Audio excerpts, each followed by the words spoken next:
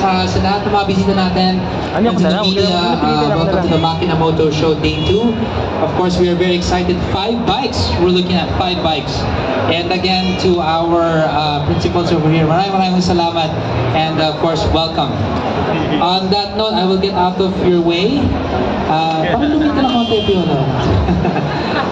And I'll turn the mic back to you. Thank you so much, everybody. Thank you so much. Isang malupit na palakpakan naman for Sir Sa. Come on, guys. Yes. All right. Ladies and gentlemen, this is the exclusive first look. Hindi lang isa, kundi 5 bikes. Magsisimula po tayo dito sa unang unit natin, ladies and gentlemen. Ito po ang aking personal favorite. Pero hindi tayo magsisimula dahil personal favorite ko siya. Pero mga kaibigan, pag nakita nyo ito, matutunaw ang mukha nyo sa ganda. Okay. We have first the Benda Napoleon Bob na eto mga kaibigan, kung mga bagong riders kayo, this is a perfect entry-level big bike for you, and also for the seasoned riders here, you are going to love this bike. 695mm lang ang seat height nito, abot na abot natin, pero 500cc siya registered. Pero if you look at the specs itself, nasa 508 talaga siya. Yun. We have a 450cc version to be unveiled today, and we have this has a 6-speed V-twin cylinder, liquid cooled, dual overhead camshaft na siya mga kaibigan, and also 196 kilograms ang dry weight. So I hope you're excited to see what it actually looks like. Bibilangan natin to. Sana bumilang din kayo, okay? Let's count all the way from 3, okay? 3, 2, 1. All right. Here it is, ladies and gentlemen. Look at that bike. Just beautiful, isn't it? Beautiful. Worth the wait. May nalalag ako, worth the wait. Oh, diba, mga kaibigan? That is the first bike that we have. This is, again, the Napoleon Bob. Yan yung first unit natin. Alright, on we go, ladies and gentlemen. Alam namin, excited na kayong makita ang ating pangalawang bike. This is called the Benda Chinchilla 450. Some of them call it Chinchilla. Okay lang din yon. Either way, kahit ano man ang tawag nyo sa kanya, maganda pa rin siya. 450cc with 6-speed V-twin cylinder.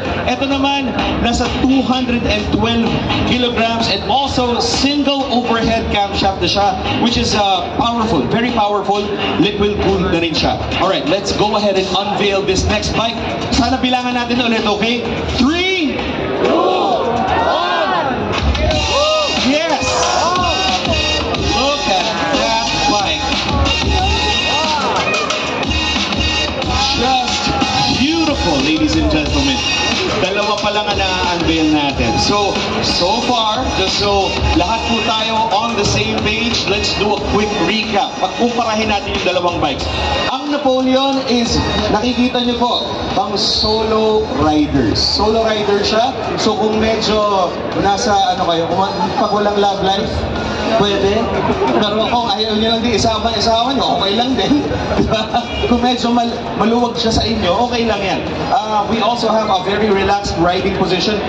Is everyone allowed to mount this later? Just so they can see, okay lang ba? Are we allowed? Okay, yes. Mamaya po, you can mount this bad boy right here. And also, eto mga kaibigan, since wala siyang angkasan, pwedeng panghiraman. Diba? Pwede panghiraman, and it's great for long rides and city driving. Alam niyo mga kaibigan, hindi siya ganong kabigat. I was able to mount this myself, and I can happily report to you na masaya siyang dalhin sa syudad or i-drive sa syudad, also for long rides. 22 kilometers to a liter siya for maximum efficient, tama ba? Maximum efficiency riding. Ibig sabihin po, high gear, low speed. Yan, mga kaibigan. Kung hindi kayo hahataw, nasa 30 yan. Okay? Pero kung gusto niyo humataw ng konti, naglalaro siya sa 21 to 22 kilometers per liter. Now, the Chinchilla or the Chinchilla naman, ladies and gentlemen, ito pwedeng solo, pwedeng pang tandem. Dito sa Pilipinas, iba na ibig sabihin ng tandem riding, di ba?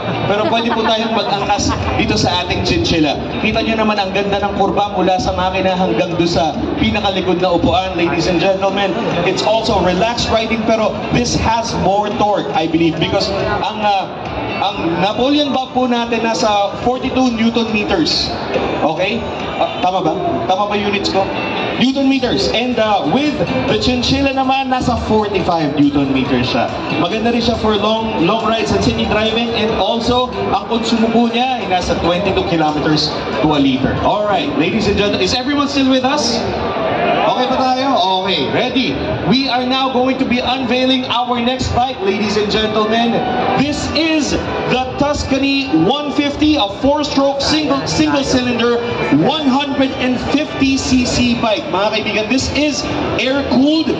May front brake siya, disc front brake, and ang rear brake niya is disc and ABS naman. Ang dry weight niya is 123 kilograms. Perfect for anyone who wants to do city driving or riding. Okay, let's unveil the Tuscany 150 in 3, 2, 1.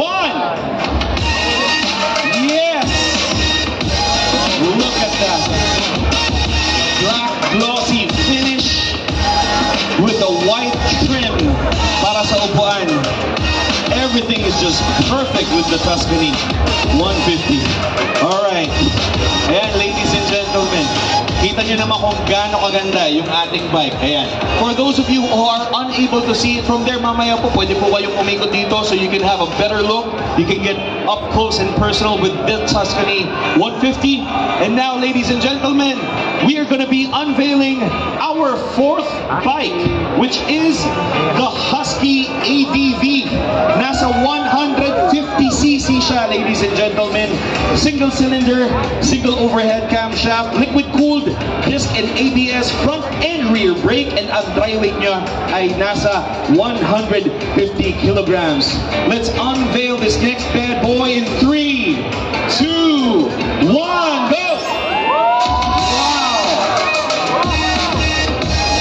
Right. Oh my God. That is impressive. Look at the angles in the corners and also the color of the Husky ADV. Very beautiful bike. Ayan, napakaganda mga kaibigan. Alright. And now, last but definitely not the least is the highlight of this unveiling. Mga kaibigan, we are very excited to be sharing with you our next bike. Actually, ladies and gentlemen, clarify ko lang. Yung first 2 bikes natin, yung dalawang unang bikes are from Benda.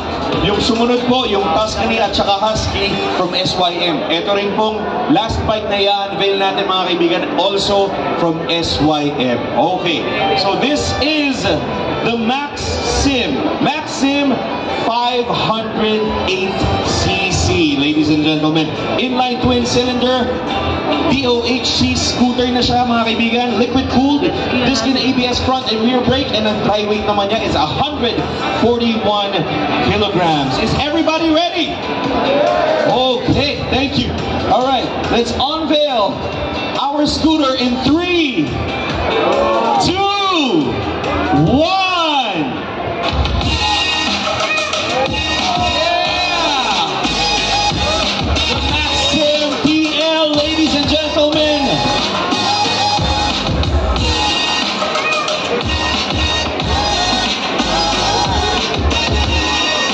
There we go. Napakaganda, ladies and gentlemen. The next Maxi Scoot that you would like in your garage. Napakagandang addition yan sa inyong garahe, ladies and gentlemen. Among the other 4 bikes. Ayan, mga kaibigan. Alright. Yes, so, mga kaibigan, should you want to pre-order any of the said units that we have, mga kaibigan, sasabihin ko po sa inyo kung saan located lahat ng ating mga stores. Kung kayo po ay nasa Ortigas, Pasig area, please look for CDE Motors Incorporated. That's Charlie Delta Echo, CDE Motors Incorporated by Vince Ong. We also have Motorcycle City by Key Motors Incorporated, headed by Robert Ian Nang po. Sa Davao naman, we have Motor Hub Corporation by Frederick Rubinos. Sa Pangasinan area, Carmack Motors Corporation by Armando Tanlao. Archway Motorcycle Incorporated naman kung kayo ay taga-South. Sa places like Santa Rosa, Cavite, Makati, and Laguna, hanapin nyo na po si Sir Wesley Cabrera Siren Jr. or Siren Jr. Sa Moto Hub naman kung kayo po ay taga-Pampanga, this is by Carlito Ferrer Cabrera. Kung kayo naman po ay nasa Cebu, Zamboanga o CDO New Age Motors by Vince Lim. Kung kayo po ay taga-Tacloban, Good or Us by Luigi Cho Yu. Sa Antipolo at Bulacan naman, sa mga kaibigan natin from Antipolo and Bulacan, LGM Motorcycle Sales and Service by Vicente Rivera Largo. Sa Pasig at Bacolod, Nirinsha Corporation. Once again, that's Nirinsha Corporation, headed by Jofilo Luzuriaga Ponce Jr. Sa Calamba, Laguna, babalik tayo sa Calamba, Laguna, Antara Venture Incorporated by Irene Montemayor. Sa Lucena at Lipa, Bikes Are Us by Brian Christian Ong. Sa Hurricane Motorcycle Center naman, Pagkaloocan by Angeline Zeng. At sa Mindoro area naman, Master Rider by Hiner Manantan. So mga kaibigan, we're going to be opening the booth for everyone to be able to check out the bikes. All of them are great bikes. Lahat po ay magandang addition sa inyong garahe. Maraming salamat po sa inyong lahat. My name is Mike Acuña. Thank you so much for paying attention to this stranger.